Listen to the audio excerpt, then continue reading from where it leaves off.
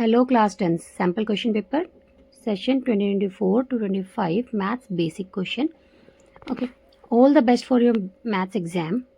और ये स्टैंडर्ड वाले भी बच्चे देखेंगे क्योंकि कई क्वेश्चन स्टैंडर्ड में भी आ जाते हैं. तो देखो इंस्ट्रक्शंस बहुत ध्यान से पढ़ना है. 38 क्वेश्चन दिए होंगे जिसमें 5 सेक्शंस होंगे ABCDE. और हमारा सेक्शन ए के अंदर MCQ क्वेश्चंस पूछे जाएंगे 1 to 18. उसके बाद 19-20 जो हमारा असर्शन रीजन होगा और 21 to 25 शॉर्ट आंसर्स होंगे, वेरी शॉर्ट. 26 to 31 जो शॉर्ट आंसर्स होंगे, 32 to 35 लॉन्ग आंसर्स हैं, 36 to 38 केस बेस्ड स्टडीज़ हैं. ओके, और सारे क्वेश्चंस कंपलसरी हैं. इन सब में ऑप्शंस मिल जाएंगे आपको दो क्वेश्चंस की. और आ जाते हैं अब ड्रॉ करना हमें नीट एंड क्लीन फिगर्स होनी चाहिए. सारी चीज़ें वेयर एवर रिक्वायर्ड, जहाँ पर हमें ज़रूरत है, जहाँ पर बनाना है तो उसे क्लीन. और पाई की वैल्यू 22/7 रखनी है जहाँ पर हमें वैल्यू नहीं दी होगी. Section A. अब हम क्वेश्चन नंबर 1 को देखते हैं. HCF हमें गिवन, HCF हमें फाइंड करना है बच्चों. तो HCF हमें नंबर्स दे रखे हैं 3 की पावर 3. अब हमें देखो यहाँ पर सब में 3 है तो हम क्या करेंगे बेटो, सबसे पहले हम 3 लेंगे. ओके, 3. अब 3 की मिनिमम पावर देखेंगे. 3 की पावर क्यूब, 3 की पावर स्क्वायर, 3 की पावर 4. तो मिनिमम 2 है तो 2 लेंगे. अब 5 ये क्योंकि हाईएस्ट कॉमन फैक्टर होता है. अब 5 का देखेंगे हम तो 5 में भी देखो 2, 3 और यहाँ पर 1 तो हम 1 लेंगे. अब 2 का भी सेम ऐसे ही हम करेंगे. 2 की पावर अब देखो 1, 2, 3 तो नहीं आएगी, 2 भी नहीं आएगी. अब यहाँ पर आएगी 1 क्योंकि क्या है बच्चों, हमें मिनिमम पावर लेनी है. मिनिमम लेनी है तो हमने ले लिया. अब हमारे हो जाएगा 3 का स्क्वायर 9 और 5 2 10. ओके, 90 हमारा आंसर आ गया. जब 90 हमारा आंसर आया है तो हम क्या करेंगे, अब हम इसमें टिक कर देंगे answer B, option B. Okay, क्योंकि ऑप्शन बी में है. अब हम सेकंड क्वेश्चन पे चलते हैं. देखो, the system of linear equation represented by the line L and M is this. तो अब हम L लाइन को देख रहे हैं और M को देख रहे हैं. तो सबसे पहले L को देखेंगे और फिर M को देखेंगे. तो L जो है देखो हमने हाईलाइट करके दिखा है, दिखा रही हूँ मैं आपको. ठीक है, ये इंटरसेक्ट कर रही है एक पॉइंट पर जहाँ पे 0 और 2 है. तो जब इंटरसेक्ट कर रही होती है ना बेटा, तो याद रखना है कंसिस्टेंट होता है. क्या होता है? कंसिस्टेंट. ओके, क्योंकि कंसिस्टेंट में ही कटिंग होती है. तो कंसिस्टेंस इंटरसेक्टिंग लाइंस होती है. अब कंसिस्टेंट है. अब इनकंसिस्टेंट का मतलब है पैरेलल. क्या ये लाइन कभी इंटरसेक्ट होंगी? They will never intersect to each other, क्योंकि ये क्या है, कभी एक दूसरे को नहीं काटेंगे. पैरेलल लाइन है मीन्स इनकंसिस्टेंट है. अब फर्स्ट ऑप्शन है जिसमें हम ये करके देखेंगे. और सेकंड जो सी है, 3 सॉल्यूशन वाले में भी पैरेलल चला जाएगा. और जो हमारा थर्ड है कि क्या 3 सॉल्यूशन और मैनी सॉल्यूशंस मतलब एक दूसरे पे इंटरसेक्ट कर रहे हैं, एक दूसरे के ऊपर ही होंगे. तो यहाँ पर हम ऑप्शन ए को सिलेक्ट करेंगे क्योंकि एक ही पॉइंट पे यूनिक सॉल्यूशन आ जाएगा. ओके, अब थर्ड क्वेश्चन आ जाता है हमारा, के की वैल्यू फाइंड करनी है हमें. इक्वेशन ये गिवन है. तो जब हमारा डज नॉट रियल है तो हम क्या करेंगे, D less than equal to 0, less than 0. तो हमारा फॉर्मूला होता है b² - 4ac लेस देन 0.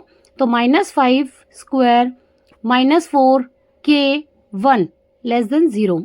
ठीक है, तो 25 - 4k लेस देन 0. 25 अब हमने उस तरफ कर दिया तो इक्वल टू में की जगह हमारा लेस देन ही रहेगा, 4k से लेस देन. तो हमारा 24k की वैल्यू हमारी क्या निकली, 25/4. अब हम दूसरे तरीके से भी करके देख लेते हैं कि अब हमने क्या करा है, लेस देन की जगह हमने ग्रेटर देन कर दिया. तो 25 क्या करते हैं, 25. अब हमारा किससे ज़्यादा होना चाहिए, k की वैल्यू 25/4 से. ओके, k की वैल्यू क्या होनी चाहिए, 25. बेटा चाहे इधर से कर लो चाहे उधर से कर लो, आंसर सेम ही आना है आपका. तो 6.25 से आपकी वैल्यू बड़ी होनी चाहिए. तो अब देखो 0 तो हो नहीं सकती क्योंकि 0 तो नहीं है. ठीक है, अब 25/4. अब बच्चे क्या करेंगे, 25/4 लिख के आ जाएंगे, आंसर ठीक कर देंगे, वो टिक कर देंगे. लेकिन 25/4 आंसर नहीं है क्योंकि 6.25. ओके, तो हम 25/4 को 6.25 भी लिख सकते हैं. क्या ये 0 नहीं, 25/4 नहीं. ओके, अब हमारा थर्ड है. थर्ड तो पहले से ही दिख रहा है हमें छोटा है. तो हमारा ऑप्शन क्या होगा, ऑप्शन हमारा क्या है, डी, क्योंकि ये 6.25 से बड़ा है. ओके, ये ग्रेटर देन है. तो के की वैल्यू हमारी क्या हो जाएगी, 7. बहुत ध्यान से करना है, नॉट रियल सॉल्यूशन बोला है तो हमें लेस देन 0 लेकर चलना है डी की वैल्यू. ओके, अब हम फोर्थ क्वेश्चन में आ जाता है. डिस्टेंस फॉर्मूला लगाना है हमें. तो डिस्टेंस फॉर्मूला लगा देना. डिस्टेंस फॉर्मूला में क्या होता है, x2 - x1. तो हमने फॉर्मूला लगाया, x2 हमारा क्या है, हमने a को मान लिया, a - a1.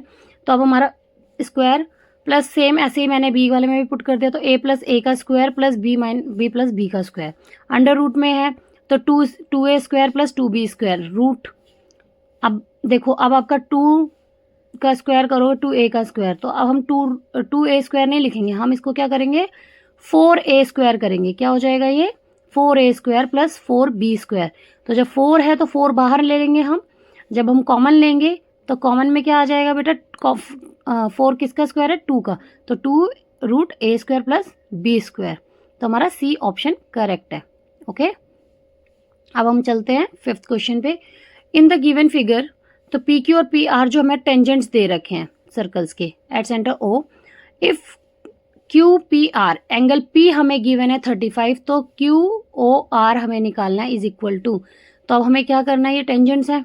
ओके, तो हमारा ये दे रखा है सेंटर से, अब हमने क्या करना है एंगल दे रखा है, तो ये सप्लीमेंट्री एंगल्स होते हैं। ये कौन से एंगल्स होते हैं, सप्लीमेंट्री एंगल्स होते हैं, मतलब ये दोनों मिलाकर हमेशा 180 डिग्री बनाएंगे। तो a प्लस बी हमने, अब हमने x प्लस 35, क्योंकि हम is equal to 180 degree because they are supplementary angle, तो x दूसरी तरफ जाके 35 माइनस हो जाएगा, तो इसमें से हम माइनस कर देंगे 145 डिग्री, आंसर निकल जाएगा जो कि ऑप्शन डी है।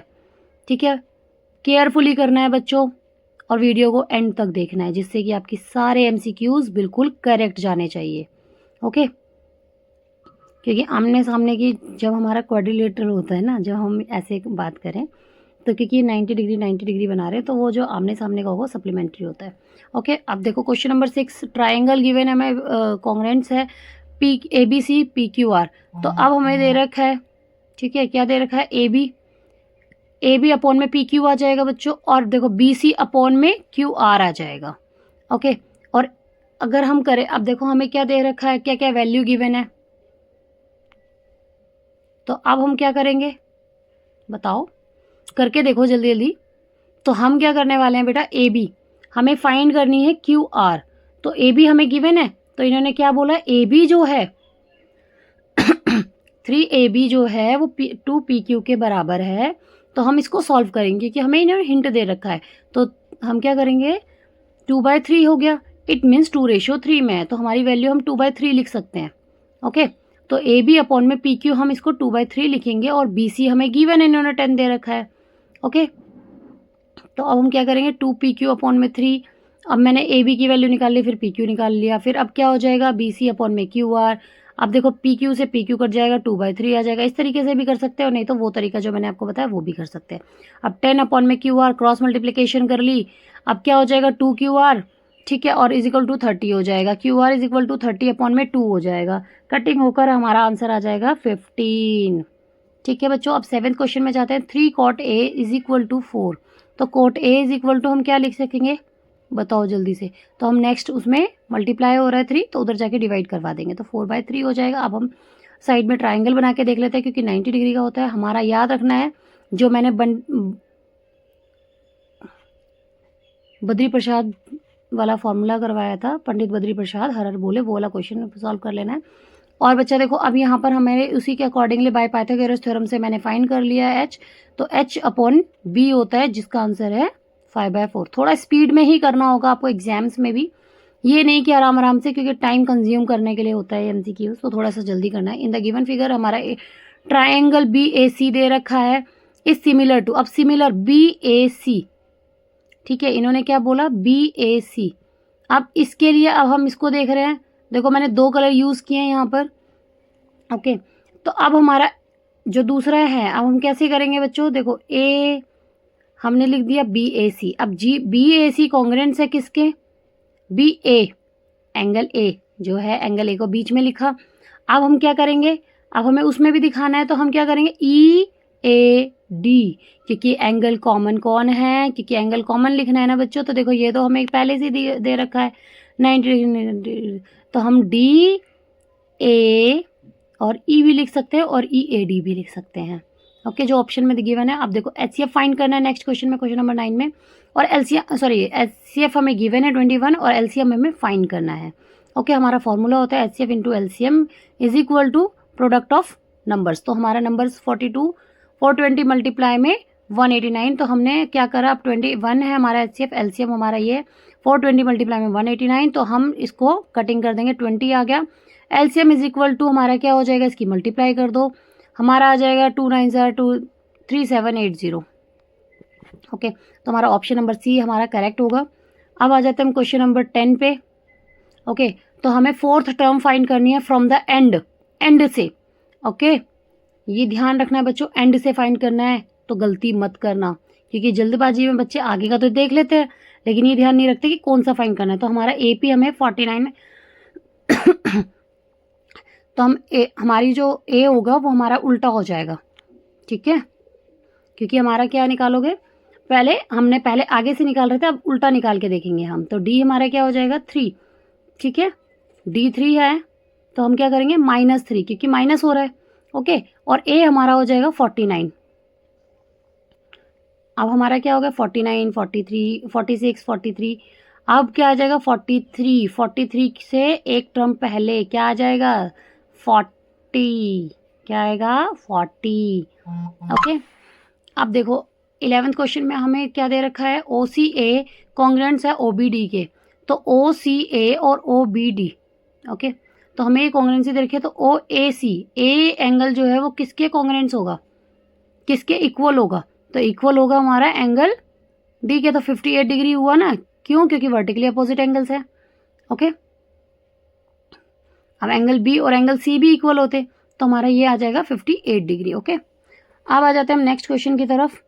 12 question, if the perimeter of given triangle, जब हमें पेरीमीटर गिवन है 38 और हमें फिगर में दे रखा है कि ये 6 सेंटीमीटर है और ये 8 सेंटीमीटर है, तो हमारा जो है, हमारा ये 6 है, तो अगर हम ट्राइंगल की बात करते हैं तो हमारा ये, जब हमारा क्या कहते हैं इसे, टेंजेंट्स होते हैं तो वो भी हमारे इक्वल होते हैं, तो ये 6 है तो ये वाला भी 6 ही होगा, ठीक है, क्योंकि टेंजेंट्स इक्वल होते हैं। तो ये भी 8 हो गया। तो अब हमें ये पैरामीटर फाइंड करना है जिसको हमने x लिख लिया है।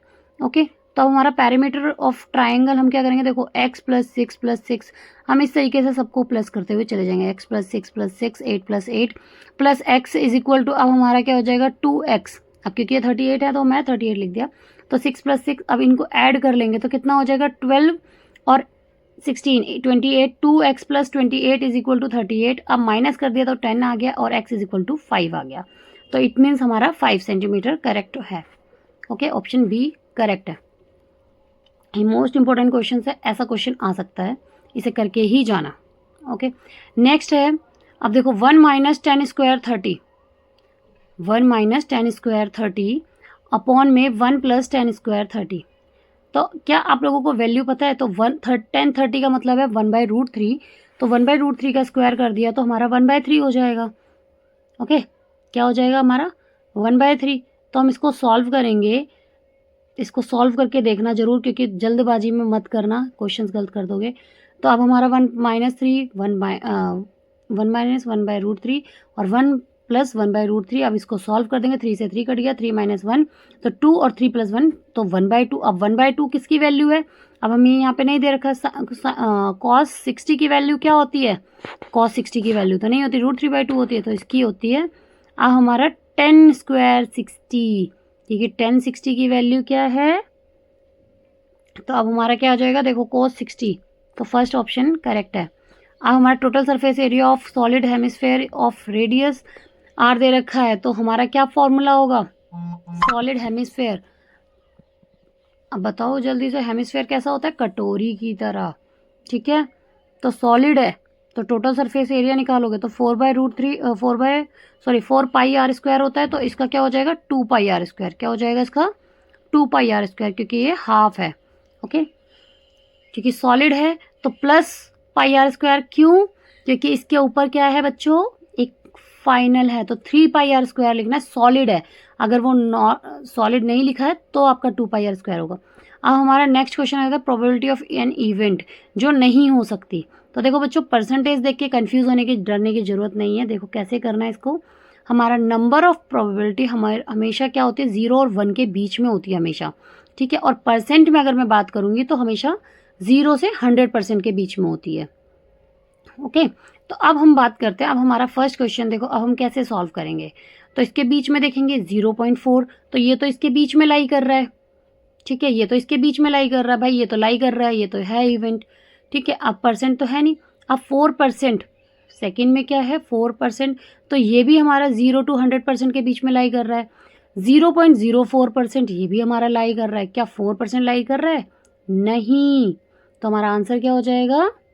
डी, क्योंकि ये तो 1 होना चाहिए ना, तो ये तो 4 है, इट मीन्स 4 टाइम्स है, तो यही है जो हमारा आंसर है। तो हमारा ऑप्शन करेक्ट क्या है?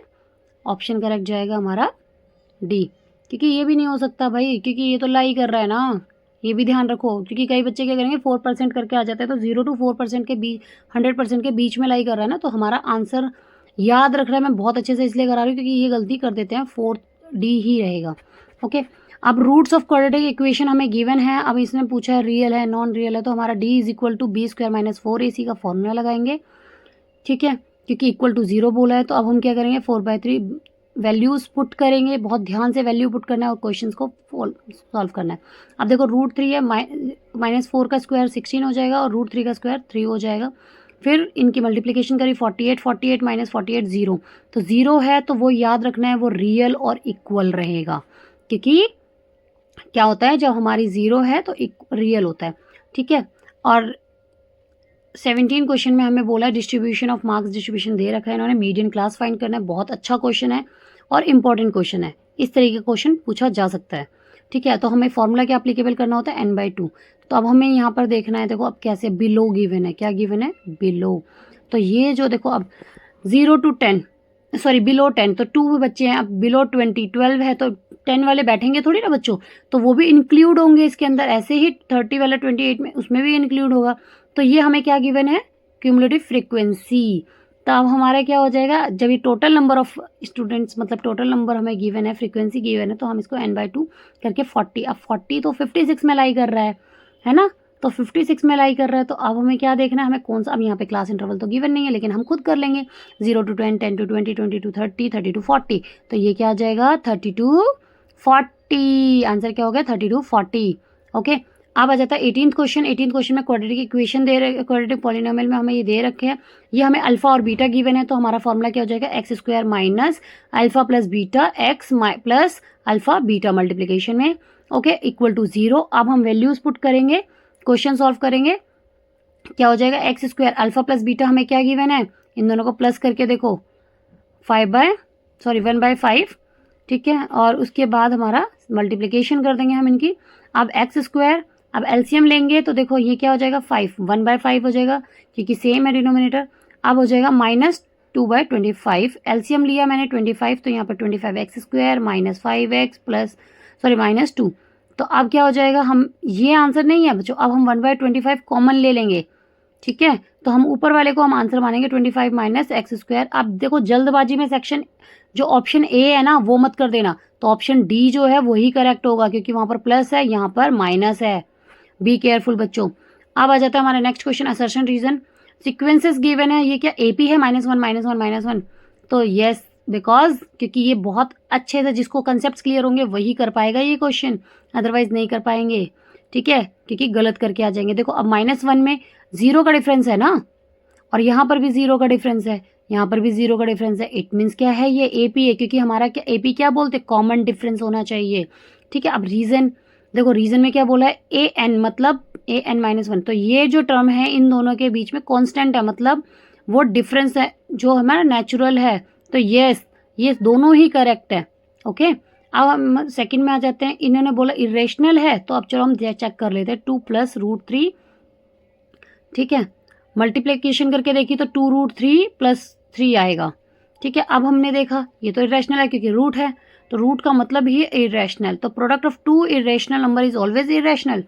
अब चेक कर लेते हैं, देखो √3, अब हम √3 मल्टीप्लाई में √2 करके देखेंगे तो √6 आ रहा है, राइट, लेकिन अब मैं अगर √3 मल्टीप्लाई में √3 करूंगी तो ये 3 आ जाएगा, क्योंकि ये रेशनल, ये भी इरेशनल नंबर है, लेकिन क्या बन गया, ये नॉर्मल बन गया ना, नेचुरल नंबर फ्रैक्शन में आ गया ना, 3/1 भी लिख सकती हूँ ना मैं इसको, ठीक है ना, तो नेचुरल नंबर हो गया, तो क्या ये इरेशनल है, नहीं, तो ये हमारा ऑप्शन क्या कहलाएगा बताओ, क्योंकि ध्यान रखना इन चीज़ों का, जल्दबाजी मत कर देना तो हमारा ऑप्शन सी होगा इसका,